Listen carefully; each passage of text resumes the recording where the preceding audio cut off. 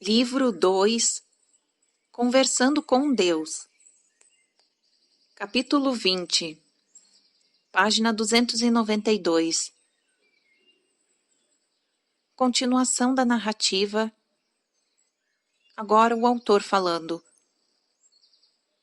Por que as pessoas duvidam do Senhor? Deus. Porque duvidam de si mesmas. O autor. E por que duvidam de si mesmas? Deus. Porque foram ensinadas a fazer isso. O autor. Por quem? Deus. Por pessoas que afirmavam estar me representando. O autor. Não entendi. Por quê? Deus. Porque esse foi o único modo de controlá-las. Veja bem, você deve duvidar de si mesmo, ou reivindicará todo o seu poder. Isso não seria bom, nada bom. Não para as pessoas que atualmente o detêm. Elas detêm o poder que é seu e sabem disso. E o único modo de conservá-lo é evitar que o mundo enxergue. E então resolva os dois maiores problemas da experiência humana. O autor. Quais? Deus. Bem, eu os discuti repetidamente neste livro. Então, resumindo, quase todos, se não todos, os problemas e conflitos do mundo e seus problemas e conflitos como indivíduos seriam resolvidos se vocês, como uma sociedade, número 1, abandonassem o conceito de separação. Número 2, adotassem o conceito de visibilidade. Nunca se vejam novamente como separados uns dos outros e de mim. Nunca digam nada além de toda a verdade para todo mundo e nunca mais aceitem algo menos que a sua maior verdade sobre mim.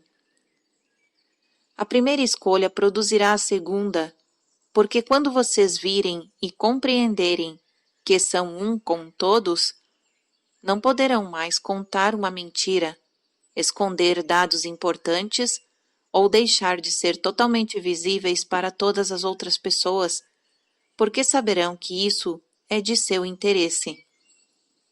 Mas essa mudança de paradigma exigirá grande sabedoria, coragem e determinação, porque o medo se instalará no interior desses conceitos e dirá que são falsos. Estará no centro dessas verdades magnificentes e as fará parecer mentiras. O medo as distorcerá, desprezará e destruirá. E por isso será o seu maior inimigo.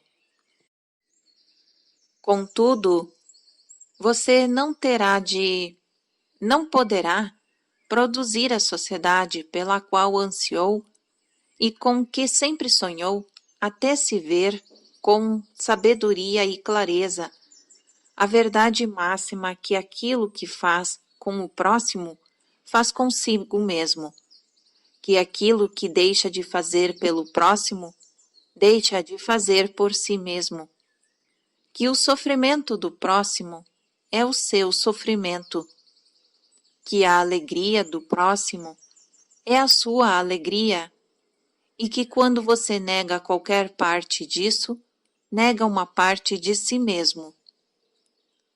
Chegou o momento de afirmar-se, de voltar a ver-se como realmente quem é, e assim tornar-se novamente visível. Porque quando você e seu verdadeiro relacionamento com Deus se torna visível, nós nos tornamos indivisíveis, e nada jamais nos dividirá.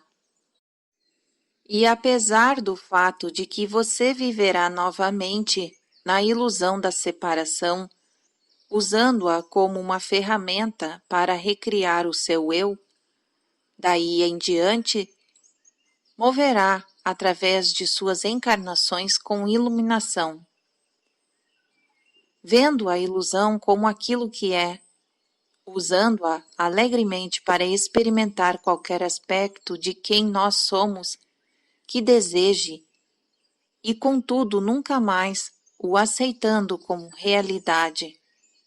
Você nunca mais terá de usar o artifício do esquecimento para recriar o seu eu, mas usará conscientemente a separação, apenas escolhendo manifestar-se como aquilo que é, separado por uma razão particular e com um determinado objetivo. E assim, quando você for totalmente iluminado, isto é, de novo cheio de luz, poderá até mesmo escolher como a sua razão particular para retomar a vida física, fazer outras pessoas se lembrarem de quem são. Poderá escolher retornar para esta vida física, não para criar e experimentar um novo aspecto de seu eu, mas para trazer a luz da verdade para este lugar de ilusão e para que outras pessoas possam vê-la. Então, você será aquele que traz à luz parte do despertar. Há outros que já fizeram isso. O autor. Eles vieram aqui para nos ajudar a saber quem somos? Deus. Sim, são almas iluminadas, evoluídas. Não buscam mais a próxima experiência, mais elevadas de si mesmos. Já tiveram a experiência mais elevada. Trazem as boas notícias. Mostrarão a vocês o caminho e a vida de Deus. Dirão: eu sou o caminho e a vida. Sigam-me. Então, lhes mostrarão o que é viver na glória eterna da união consciente com Deus, que é chamada a consciência de Deus. Nós estamos sempre unidos, vocês e eu. Não podemos deixar de estar. Isso é simplesmente impossível. Contudo, vocês vivem agora na experiência inconsciente dessa unificação. Também é possível viver no corpo físico em união consciente com tudo que é, com a consciência da verdade máxima, na expressão consciente de quem realmente são. Quando você fizer isso, servirá de modelo para todas as pessoas que estão vivendo no esquecimento. Você se tornará um lembrete vivo, e assim evitará que elas se percam para sempre em seu esquecimento. Isto é, o inferno. Perder-se para sempre no esquecimento. Contudo, eu não permitirei que aconteça. Não permitirei que uma única ovelha se perca, mas enviarei um pastor. De fato, enviarei muitos pastores e você pode escolher ser um deles. E quando as almas forem despertadas de seu sono, lembradas novamente de quem são, todos os anjos do céu se rejubilarão com elas, porque estavam perdidas e foram encontradas. O autor. Há pessoas assim, santas em nosso planeta? Elas não existiram apenas no passado, mas também existem agora, não é? Deus. Não sei, creio que em outra esfera. O autor. Outro mundo? Deus. Sim, sempre existiram, sempre existirão.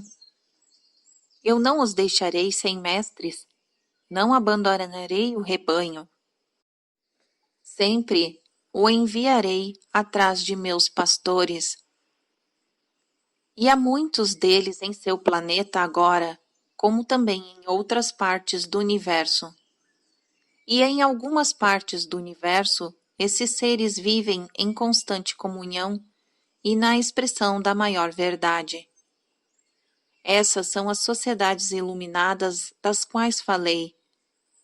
Elas existem, são reais.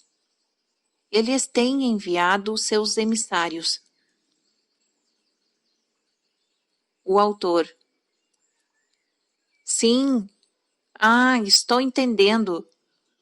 Mas eu o teria chamado de mundo espiritual, não de outro mundo como o conhecemos, não de outro planeta. Deus é o mundo espiritual, mas o que o faz pensar que esses espíritos santos não podem ou não escolheriam viver em outra parte do universo, como fizeram quando vieram para o seu mundo? O autor. O Senhor está dizendo que Buda, Krishna e Jesus eram seres de outros planetas? Creio que nunca pensei nisso dessa forma. Nunca tive essa ideia.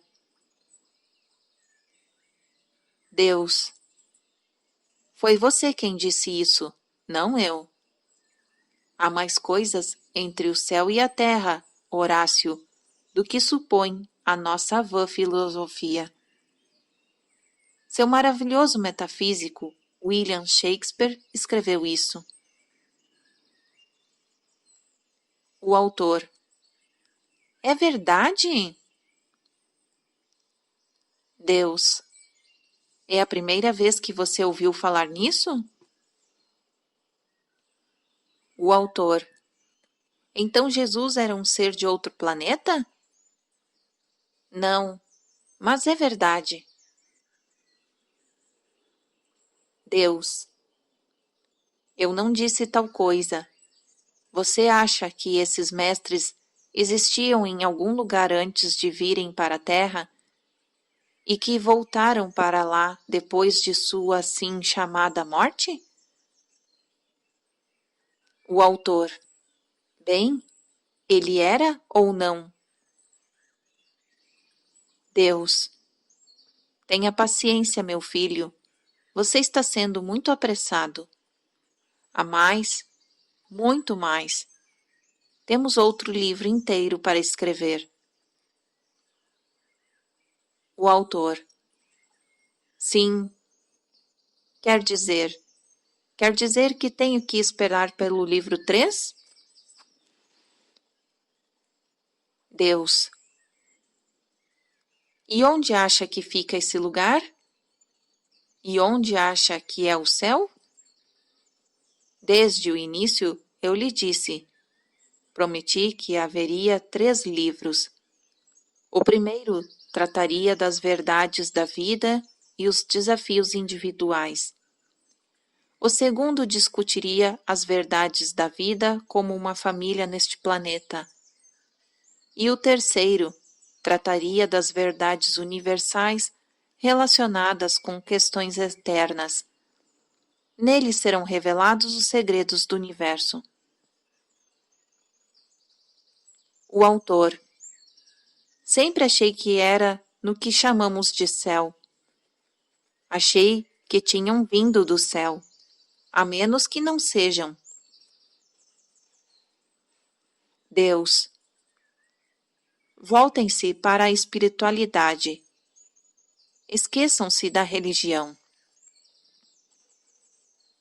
O autor.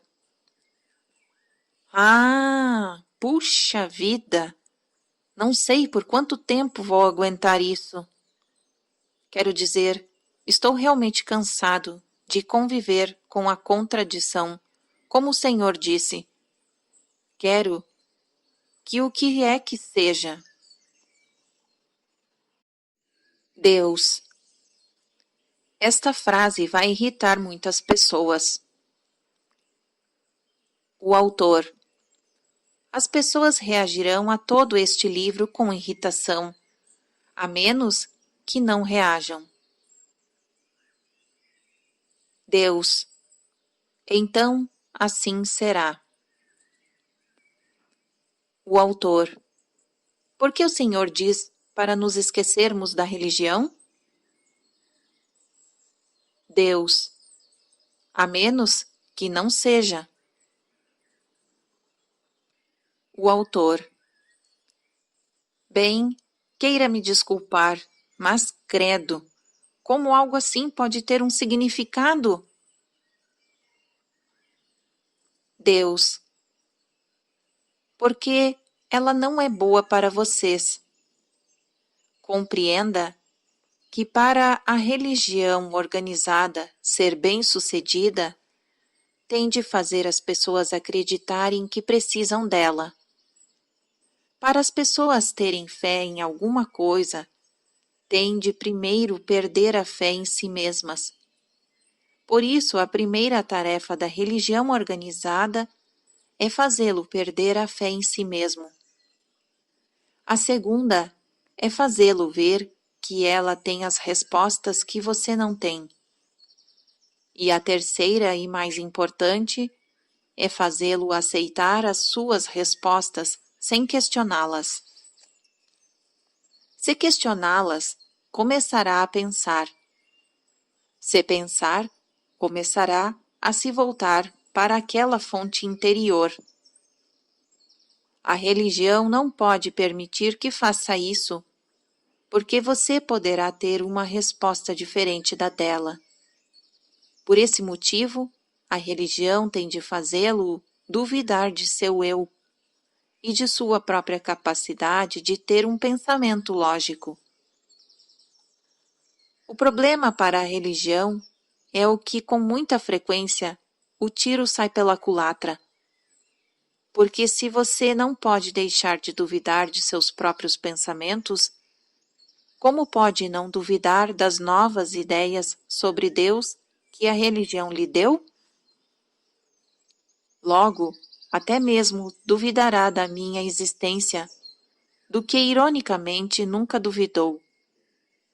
Quando vocês viviam de acordo com o seu conhecimento intuitivo, talvez não me entendessem muito bem, mas sabiam definitivamente que eu estava lá. Foi a religião que criou os agnósticos.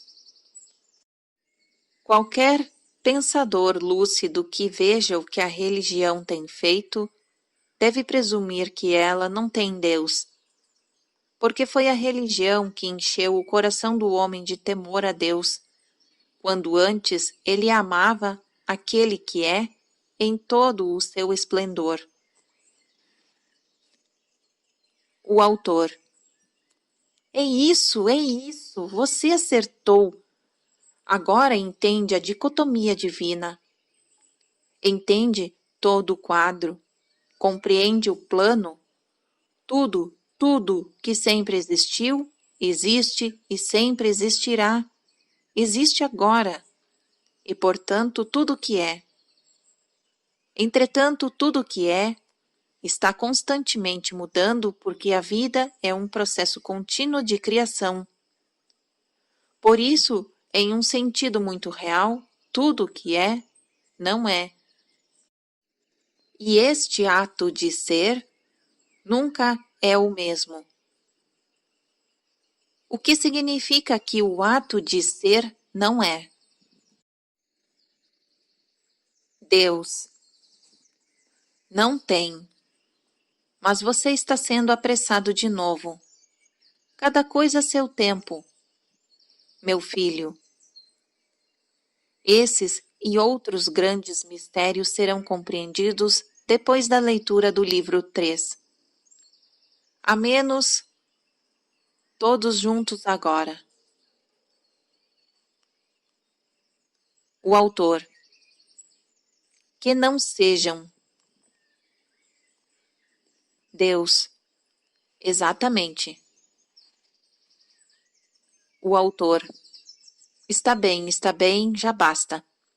Mas por enquanto, para as pessoas que talvez nunca leiam esses livros, que caminhos podem ser seguidos aqui e agora para que haja um retorno para a sabedoria e a clareza e Deus?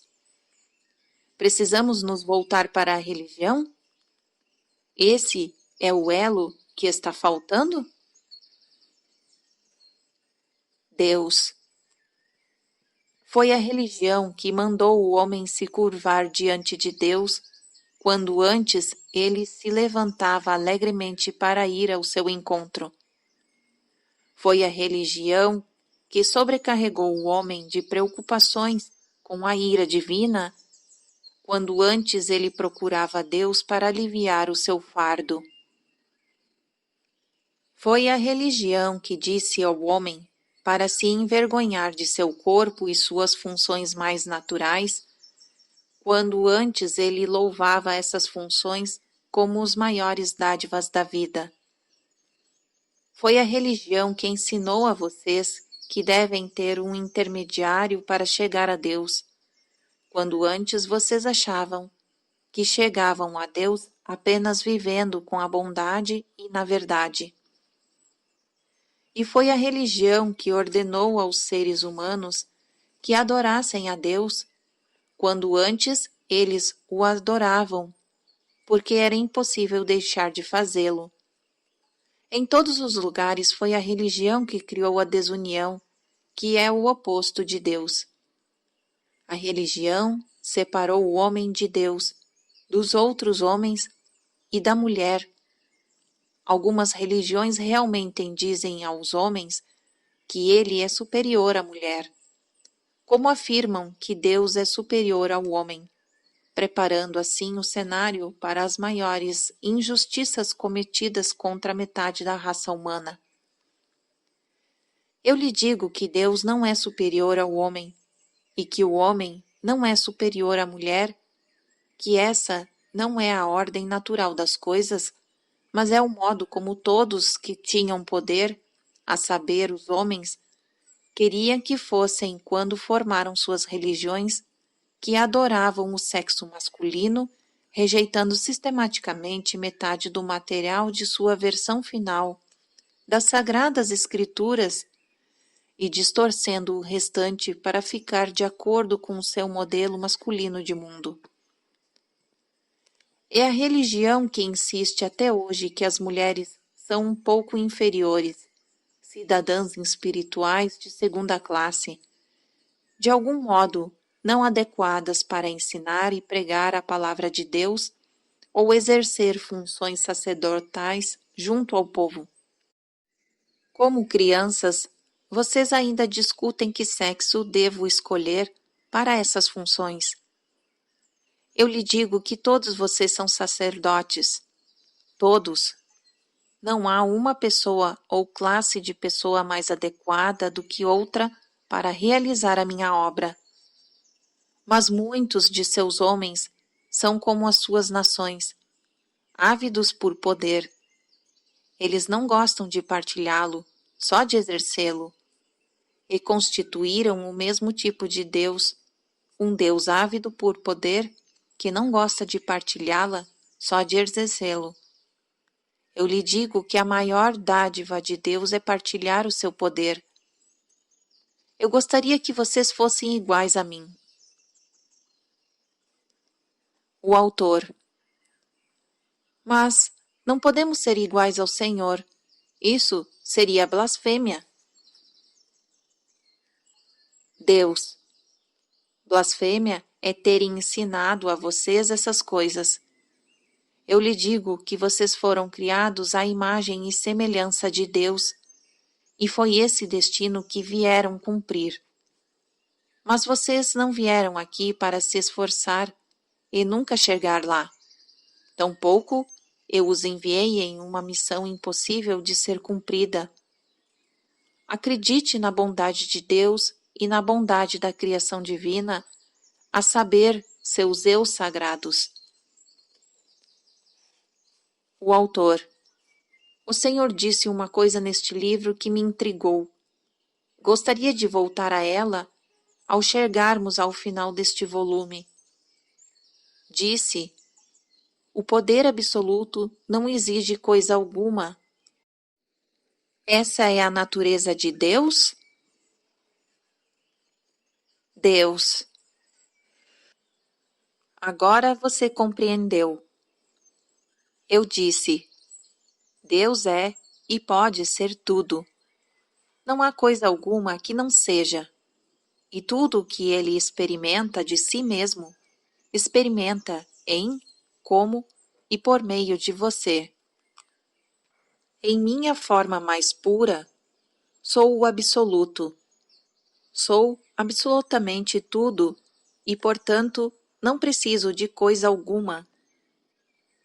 E não desejo ou exijo absolutamente nada. A partir desta forma absolutamente pura, eu sou como você me faz. É como se você finalmente visse Deus e dissesse: bem, o que fazer disso? Contudo, não importa o que faz de mim. Eu não posso esquecer da minha forma mais pura e sempre voltarei a ela. Todo o resto é ficção. É algo que você está construindo. Há aqueles que fariam de mim um Deus invejoso. Mas quem poderia ser invejoso quando tem e é tudo? Há aqueles que fariam de mim um Deus colérico. Mas o que me tornaria colérico quando não posso ser ferido ou prejudicado de forma alguma? Há aqueles que fariam de mim um Deus vingativo. Mas de quem eu me vingaria, já que tudo o que existe sou eu? E por que eu me puniria por simplesmente criar? Ou se você pensa em nós como separados, por que eu o criaria, dar-lhe-ia o poder de criar, a liberdade de escolha para criar, o que deseja experimentar? Então eu o puniria para sempre por fazer a escolha errada? Eu lhe digo que eu não faria isso, e que nessa verdade está a sua libertação da tirania divina. Na verdade, não existe tirania, exceto em sua imaginação. Você pode voltar ao lar quando quiser. Podemos ficar juntos de novo sempre que desejar. O êxtase de sua união comigo deve ser redescoberto por você, no cair de um chapéu, na sensação de um vento em seu rosto, no som de um grilo sob o céu estrelado em uma noite de verão, na primeira visão de um arco-íris e no primeiro choro de um recém-nascido, no último raio de um pôr-do-sol espetacular e no último suspiro de uma vida espetacular. Eu estarei sempre com você, até o final dos tempos. Sua união comigo é completa, e sempre foi, e sempre será. Você e eu somos um, agora e para sempre. Vá e faça da sua vida uma afirmação dessa verdade. Faça os seus dias e as suas noites serem reflexos da ideia mais elevada dentro de você. Permita que os seus momentos atuais sejam cheios de êxtase espetacular de Deus manifestado através de você. Faça isso através da expressão do seu amor eterno e incondicional por todos aqueles cuja vida toca. Seja uma luz na escuridão e não a amaldiçoe. Seja aquele que traz a luz. Você é isso. Então, o seja.